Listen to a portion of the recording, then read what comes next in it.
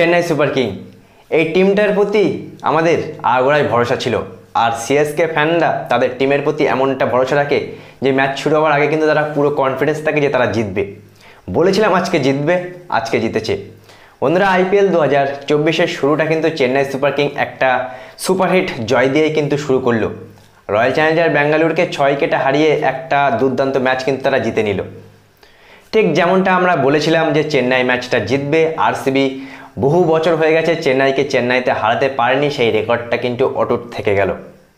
Faf du Plessis এই কন্ডিশনে প্রথমে টস জিতে ব্যাটিং করে 173 রান করে, যেখানে আমরা দেখতে পাই যে একটা সময় তাদের 78 রানে 5টা উইকেট পড়ে যায়। মোস্তাফিজুর রহমান বিরাট কোহলিকে আউট করলো, ওদিকে আমরা ক্যামেরন গ্রিনকে আউট করলো, ডু প্লেসিকে আউট করলো। একের পর এক মোস্তাফিজুর রহমান যেন জ্বলে উঠছিল। সেই কারণেই কিন্তু বন্ধুরা আজকে এই ম্যাচের নো ডাউট এটা কিন্তু অস্বীকার করার কোনো জায়গা নেই যে আজকে আমাদের চেন্নাই টিম জিতেছে মোস্তাফিজুর রহমানের ওই 4টে উইকেটের জন্যই। 4 ওভারে 29 রান দিয়ে 4 wicket Mustafizur Rahman. Chennai super king 6 উইকেটে ম্যাচটা তো জিতে গেল। চেন্নাই বলেছিলাম যে বন্ধুরা যে আরসিবির উইক পয়েন্ট তাদের বোলিং লাইন আপ। ডেথ ওভারে তারা কিন্তু একের পর এক বাজে বোলিং করে ম্যাচটা হেরে গেল। যেটাই বলেছিলাম যে আরসিবির ব্যাটিং লাইন আপ ভালো হলে বোলিং খারাপ, আর চেন্নাইয়ের যে হিসেবে 8-9 নম্বর পর্যন্ত ব্যাটিং লাইন আপ, চেন্নাই কিন্তু ম্যাচ জিতে যাবে। ঠিক তেমনটাই হলো। চেন্নাই একের পর এক অসাধারণভাবে, প্রথমে আমরা যদি কথা বলি ঋতুরাজ গায়কোয়াড়ের সাথে রচিন রবীন্দ্রের একটা স্টার্ট ভালো করলো। পরবর্তীতে ঋতুরাজ গায়কোয়াড় আউট হয়ে গেলেও আমরা দেখতে পেলাম রাজা রাহানেও কিন্তু ভালো ছোট্ট একটা পার্টনারশিপ করলো ড্যানিয়েল মিচেলের সাথে। ছোট ছোট পার্টনারশিপ হলে এই ছোট ছোট পার্টনারশিপ কারণে আমরা শেষের দিকে গিয়ে শিবম দুবের আর রবীন্দ্র জাডেজার একটা পার্টনারশিপে ম্যাচটা আমরা জিতে গেলাম 6 উইকেটে।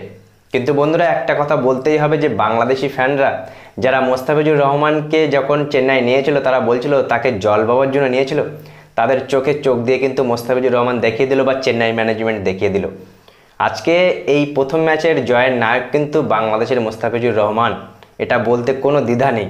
সে কিন্তু আর একটা রেকর্ডও করলো সাথে সাথে বন্ধুরা, চেন্নাইয়ের হয়ে ডেবিউ করে 4 ওভারে 29 রান দিয়ে 4টে উইকেট। এর আগে কিন্তু এমন ভালো পারফরমেন্স চেন্নাইয়ের হয়ে কেউ করতে পারেনি।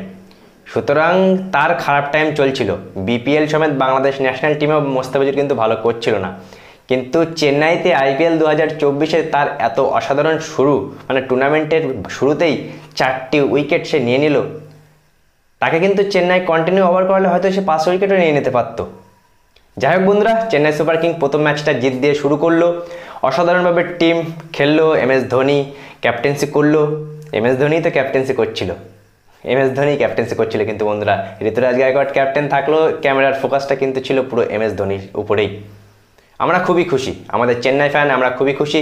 প্রথম ম্যাচটা অসাধারণভাবে জিতলো, বোলিং কিন্তু ভালো করলো। আর একটু ভালো করতে পারতো তুষার দেশপান্ডে, সে একটু ভালো বোলিং করতে পারতো। যাই হোক আমরা খুশি। দেখা যাক বন্ধুরা আগামীতে কী হয়। 26 তারিখে আমাদের আরও একটা ম্যাচ গুজরাটের সাথে এই স্টেডিয়ামে। আজকের ম্যাচ তোমাদের কেমন লাগলো, মোস্তাফিজুর রহমানের পারফরমেন্স কেমন লাগলো অবশ্যই জানাবে।